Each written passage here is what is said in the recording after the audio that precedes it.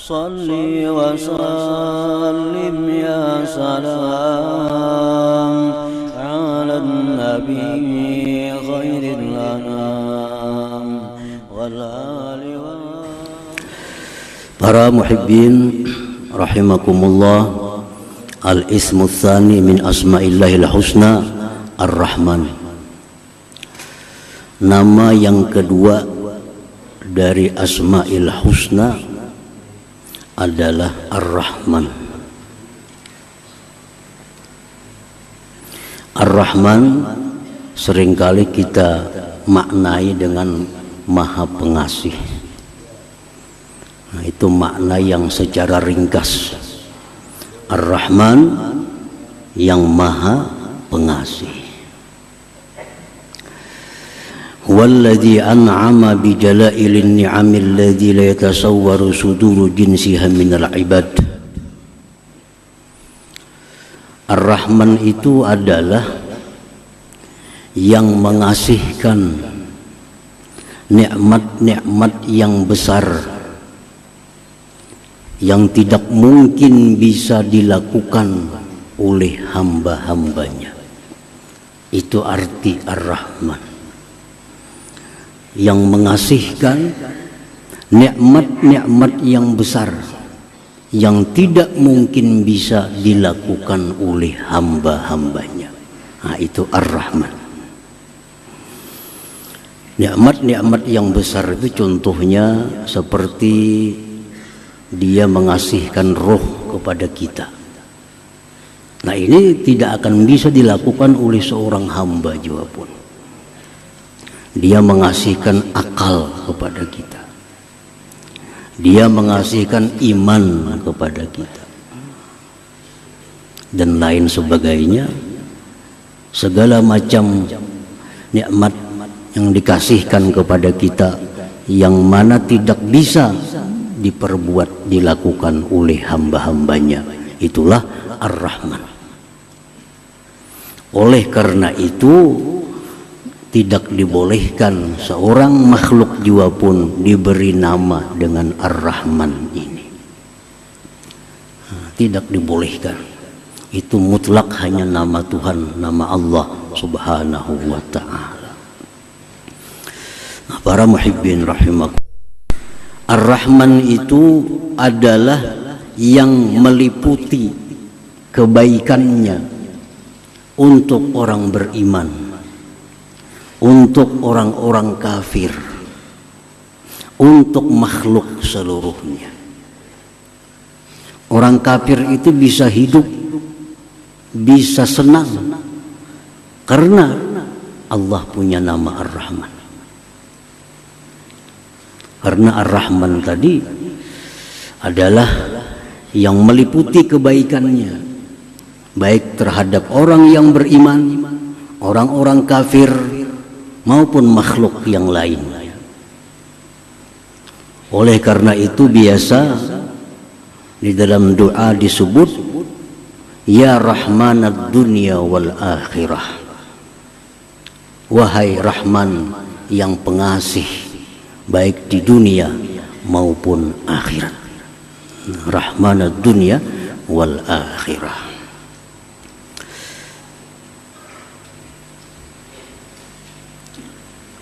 Di dalam kitab Risalah Al-Qusairiyah, kitab yang sangat terkenal, disebutkan wakila inna majusiyan istadhafa Ibrahim al-Khalil alaihi salam faqala lahu in aslamta adaftuk faqala al-majusi idza aslamtu fa ayyu minna takunu laka alayya famarra al-majusi فأوحى الله إلى إبراهيم يا إبراهيم لم تطعمه إلا بتغييره دينه نحن منذ 70 سنة نطعمه على كفره فلو أضفته ليلة ماذا عليك فمر إبراهيم عليه السلام خلف المجوسي وأضافه فقال له المجوسي أي شيء كان السبب بالذي بدا لك فذكر له ذلك فقال المجوسي أهكذا يعاملني thumma qala a'rid 'alayya al-islam fa aslam. Ada seorang majusi sudah tua, berumur 70 tahun, datang kepada Nabi Ibrahim alaihissalam minta makan. Mungkin kelaparan si majusi ini, penyembah api, datang kepada Nabi Ibrahim minta makan. Ujar Nabi Ibrahim, wahai majusi, in aslam ta'adaftuk, jika engkau masuk Islam aku beri makan. Jika engkau masuk Islam aku beri makan. Ujar majusi, aku tidak akan merubah agamaku karena hanya makan. Aku tidak merubah agama kalau hanya urusan makan. Ujar si penyembah api tadi. Maka dia pun meninggalkan Nabi Ibrahim alaihissalam dalam keadaan lapar. Allah berwahyu kepada Nabi Ibrahim alaihissalam, hai Ibrahim, apakah engkau tidak beri makan dia kecuali dengan berislam? Kenapa kamu kadang beri makan inya? Disuruh masuk Islam dulu. Aku, ujar Tuhan, lebih dari 70 tahun berbuat baik kepadanya dalam kekafirannya itu. Aku, ujar Tuhan, selama 70 tahun memberikan dia kehidupan, memberikan dia kenikmatan, lebih 70 tahun padahal dia kafir kepadaku.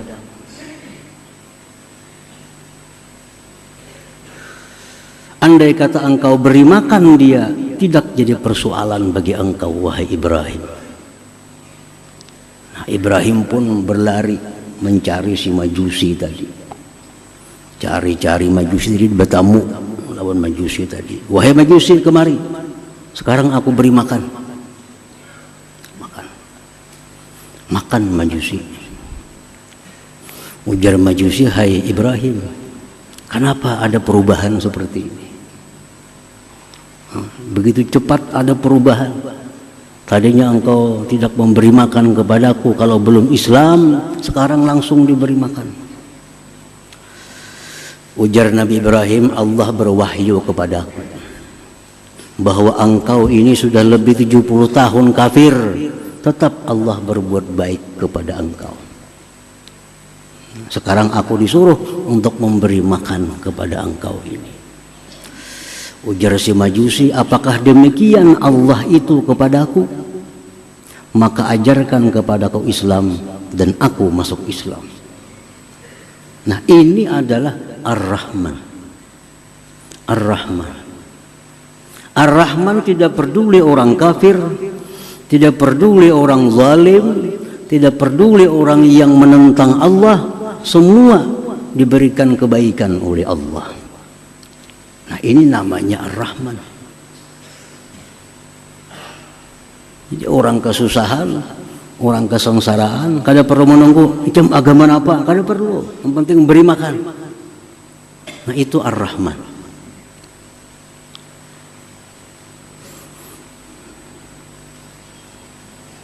Nah, ini disebut di dalam kitab Risalah Al-Qushairiyah. Bagaimana Ar-Rahman itu. Jadi orang yang Tuhan yang bernama Ar-Rahman itu demikianlah kebaikannya. Artinya pengasih, tidak pilih kasih. Tidak pilih kasih. Para muhibbin rahimakumullah.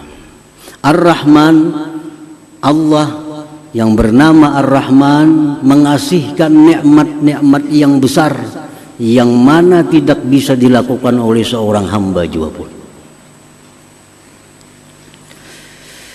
Disebutkan dalam kitab Mafatihul Ghaib yang dikarang oleh Al-Imam Al-Fakhrur Razi. Hukiya an Ibrahim bin Adham annahu qala kuntu dhaifan li ba'dil qaum faqaddama al-ma'idah fanazala ghurabun wa salaba raghifa fattaba'tuhu ta'ajjuba fanazala fi ba'di talal wa idza huwa birajulin muqayyad masdudil yadain fa'alqal ghurab dzalika ar-ragib ala wajhi. Ibrahim bin Adham, salah seorang yang dikenal waliullah dari Persia yang wafat tahun 162 Hijriah. Beliau berkisah, aku bertamu ke suatu kampung. Dihidangkan kepadaku beberapa potong roti. Tiba-tiba datang burung gagak menyambar roti, satu potong dari roti itu. Habis sambarnya terbang lagi burung gagak. Ujar Ibrahim bin Adham, aku merasa takjub. Ada apa burung gagak? Aku ikuti burung gagak itu. Sekalinya burung gagak itu turun di suatu semak-semak, turun di sana. Aku datangi ke sana. Sekalinya di sana ada manusia yang terpasung, yang terikat kedua tangannya. Burung gagak itu yang memberi makan kepada manusia itu. Nah, yang demikian ini adalah diatur, dirancang oleh Tuhan yang namanya Ar-Rahman. Siapa yang bisa menyelamatkan manusia di tengah hutan? Seorang pun tidak ada yang tahu. Tapi Allah memberikan ilham kepada burung gagak, ambil itu roti, antar ke laki-laki yang dipasung itu, beri makan dia.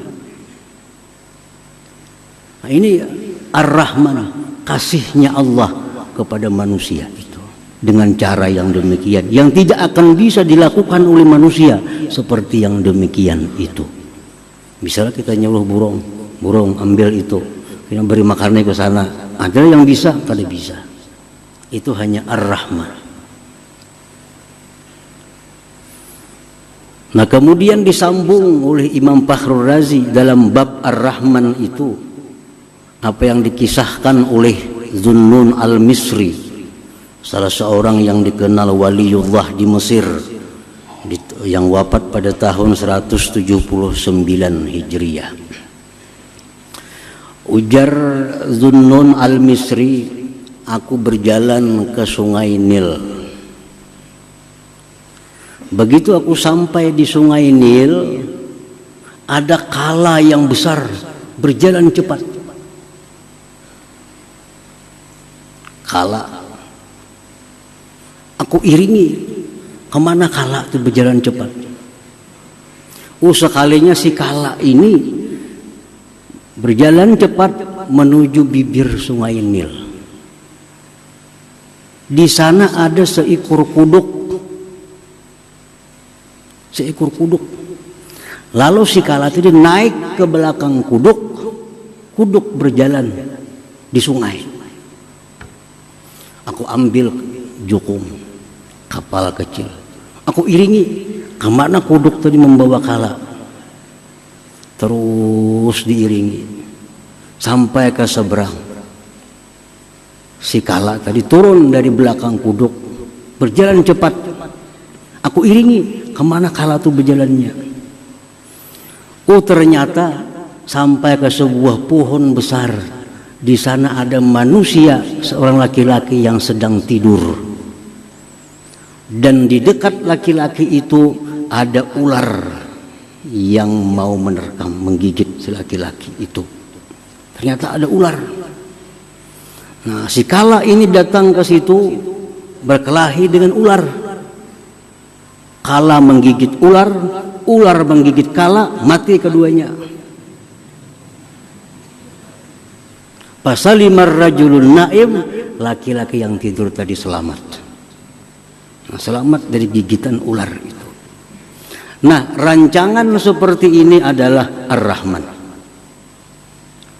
Siapa yang bisa melakukan seperti itu? Ar-Rahman, luar biasa. Jadi Ar-Rahman itu artinya yang memberikan kasih yang tidak bisa dilakukan oleh seorang hamba juga pun.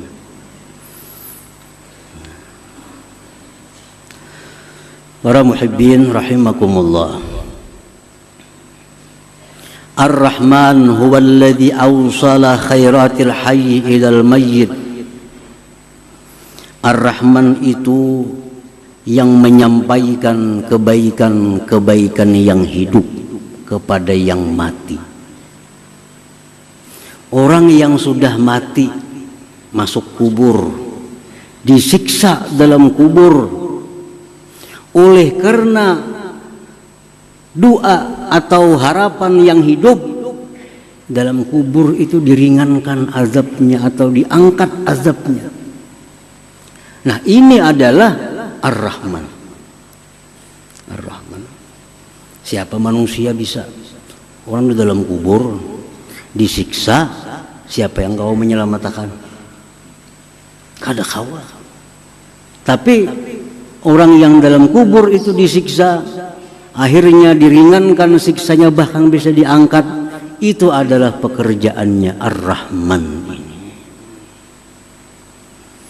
Dalam sebuah hadis disebutkan, marra Rasulullah sallallahu alaihi wasallam ala qabrain faqal innahuma la yu'azzaban wa ma yu'azzabani fi kabir amma hadza fakana la yastatiru min bawlih wa amma hadza fakana yamshi bin namimah thumma da'a bi asibin ratbin fashaqqahu bithnain fawarasa ala hadza wahida wa ala hadza wahida thumma qala la'allahu yukhaffafu anhuma ma lam yaybasa. Rasulullah SAW lewat di kota Madinah, ada dua kubur. Ujar Nabi lawan sahabat, ini orang yang dalam kubur ini kedua-duanya sedang disiksa. Nabi tahu hal-hal yang alam malakut ini disiksa.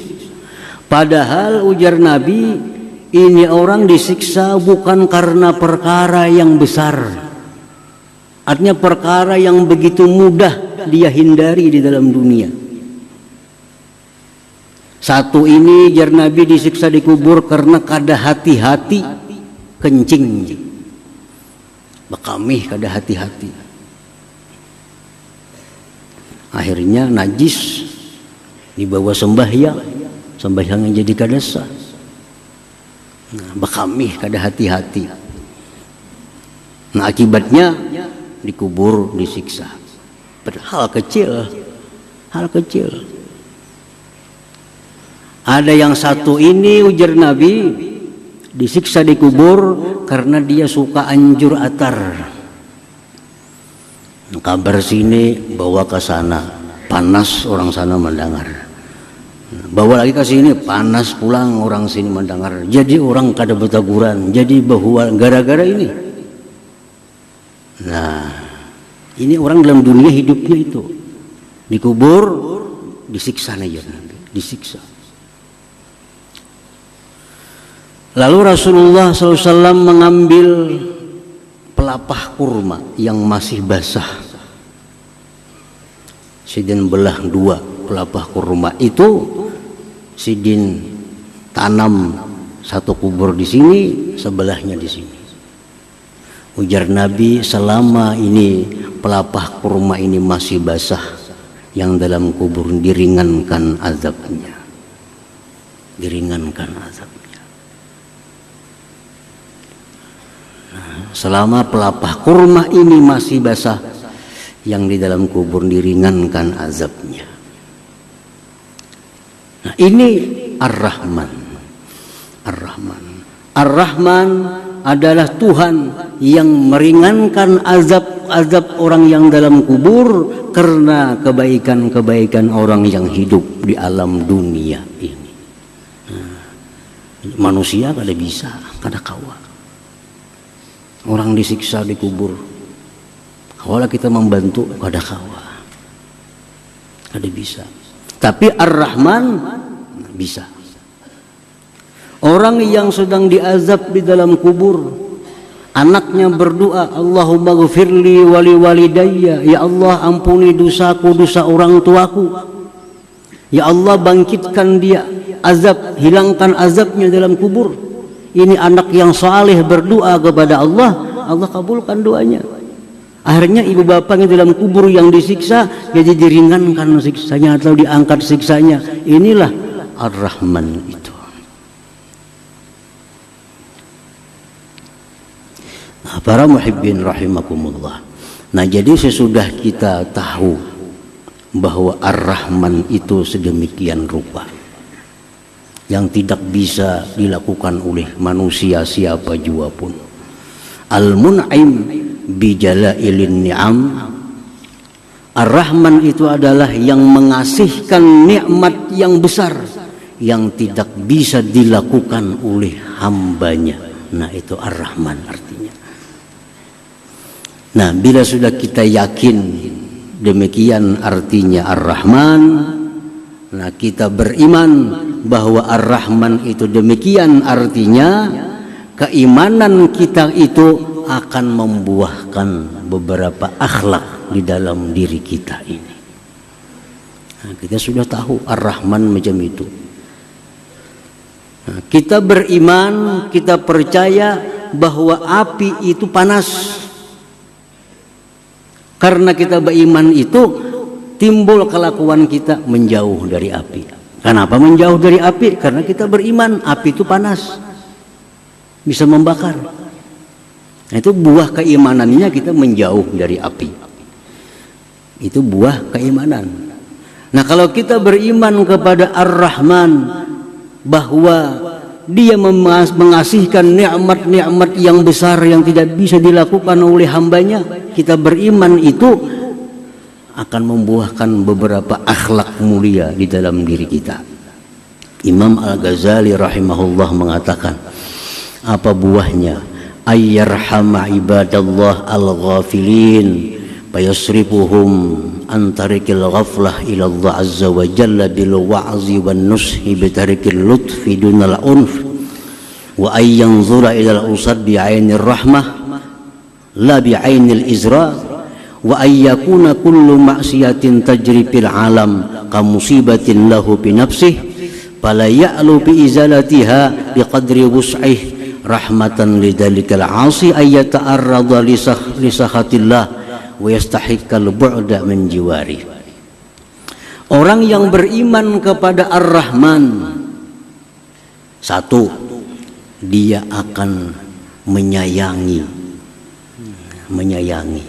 hamba-hamba Allah yang lalai kepada Allah. Dia akan sayang kepada hamba-hamba Allah yang meninggalkan Allah, yang menentang Allah. Dia sayang.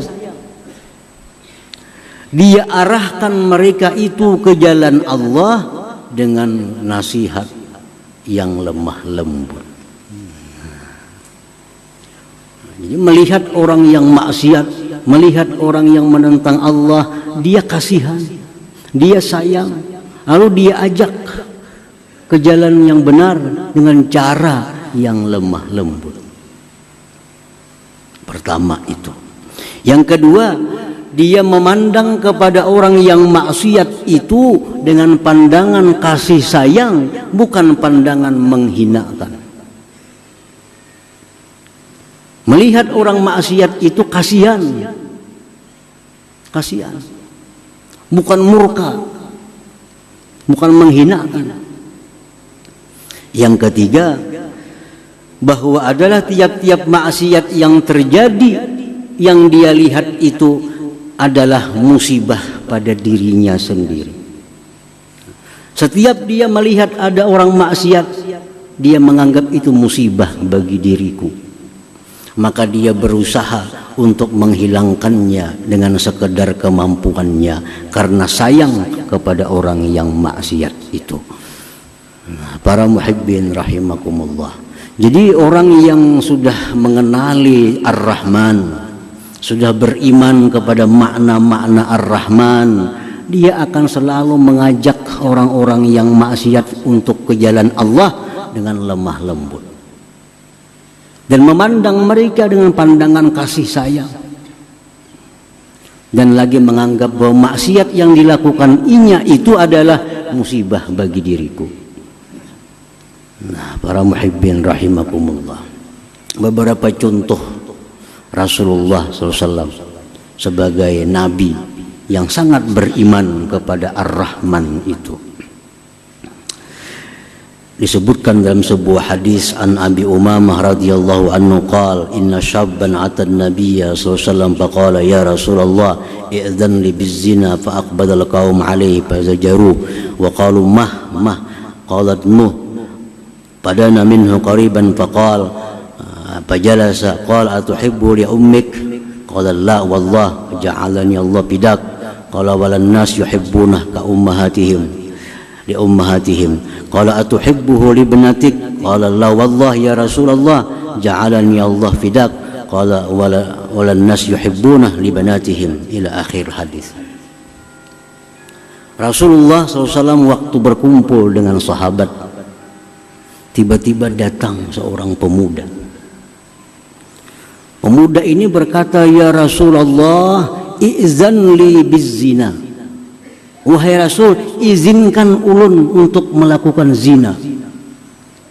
Sahabat takjub, siapa ini? Ada anak memukul, ada yang marah. Di hadapan Rasulullah minta izin, hendak minta bulihakan bezina. Apa ujar Nabi? Beparak sini jam. Beparak sini. Beparak si laki-laki tadi. Ujar Nabi,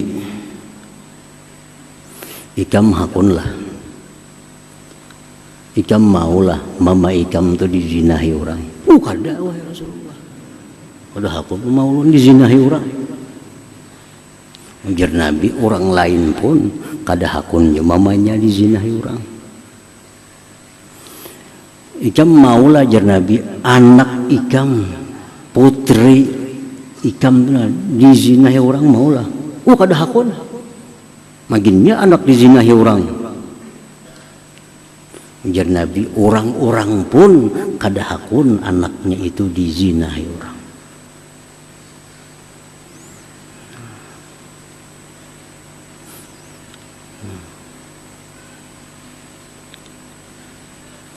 Ikam jar Nabi hakunlah, acil ikam, ading abah ikam, ading mama ikam dizinahi orang. Kada hakun wahai Rasulullah. Jar Nabi, orang gin kada hakun juga, orang lain pun kada mau juga acil-acilnya dizinahi orang.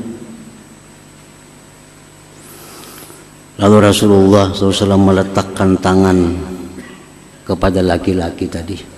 Sidin doakan, Allahumma tahhir qalbah wa ghfir dzambah wa hassin farjah.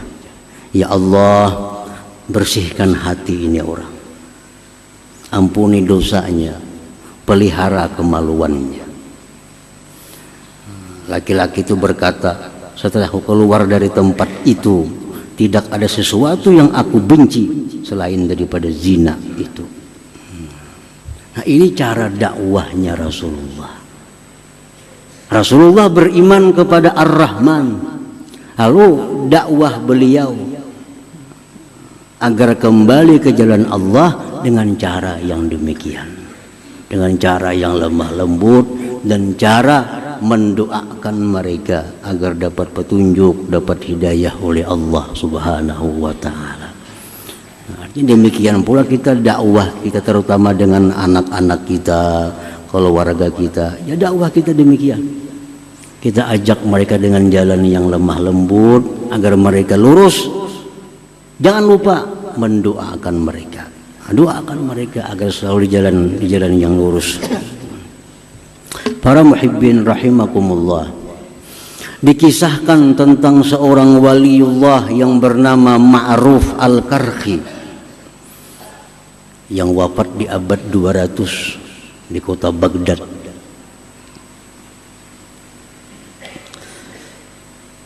Kana Ma'ruf Al-Karhi 'ala Dajlah wa nahnu ma'ah idh marra bi aqwamun ahdath bi zawratin yughannun wa yadribuna bid-duf faqulna lahu ya Aba Mahfuz ama tara haula fi hadzal bahri ya'suna Allah azza wa jalla ud'u Allah alaihim qala farafa'a yada ila as-sama' faqala ilahi wa sayyidi Allahumma inni as'aluka an tuparrihahum fil akhirah kama farrahtahum fid dunya. Ma'ruf al-Karhi dengan murid-muridnya di tepi sungai Tigris di Baghdad. Di Baghdad itu ada dua sungai yang terkenal, satu sungai Furat, dua sungai Tigris atau Dajlah.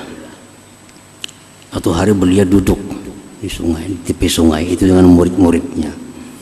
Tiba-tiba ada kapal lewat, isinya pemuda-pemuda main musik. Main musik di kapal, pemuda-pemudi. Ujar murid-muridnya, wahai Syekh, doakan dan tenggelam kapal itu. Ini maksiat di tengah sungai nangka ini.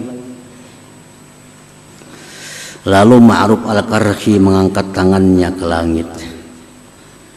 Beliau berdoa, ya Allah, wahai Tuhanku, aku minta kepada Engkau bahwa Engkau gembirakan mereka itu nanti di akhirat sebagaimana Engkau gembirakan mereka itu di dunia. Ya Allah, gembirakan mereka itu di akhirat sebagaimana Kau gembirakan mereka di alam dunia ini. Bahwa jana murid kenapa doakah itu pian?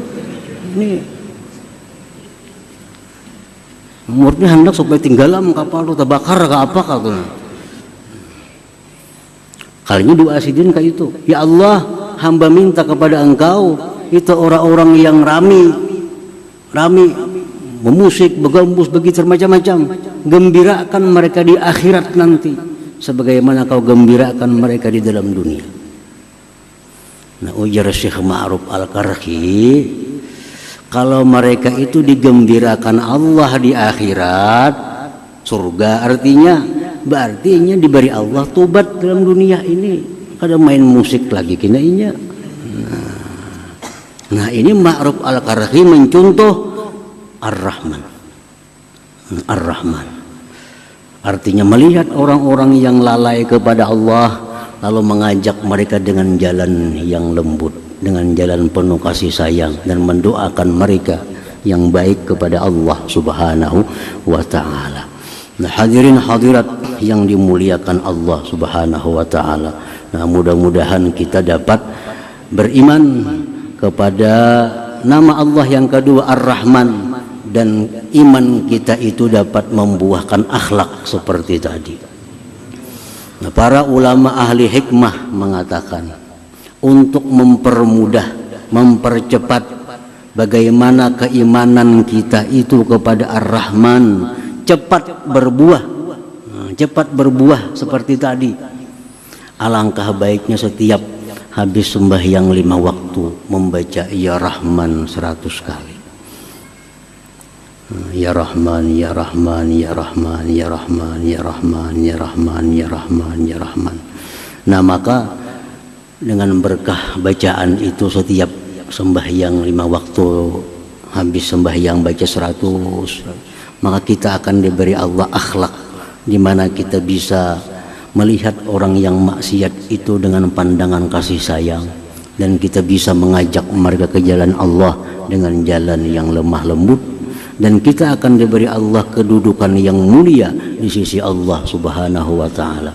Ya Rahman 100 kali sesudah sembahyang 5 waktu. Itu yang dikatakan oleh sebagian ulama ahli hikmah. Selanjutnya insyaallah kita sambung nama Allah yang ketiga, yaitu Ar-Rahim. Ila hadratin Nabi sallallahu alaihi wasallam. Al-Fatihah. A'udzu minasyaitonir rajim. Bismillahirrahmanirrahim. Ar-Rahmanir Rahim. Maliki yaumiddin. Iyyaka na'budu wa iyyaka nasta'in.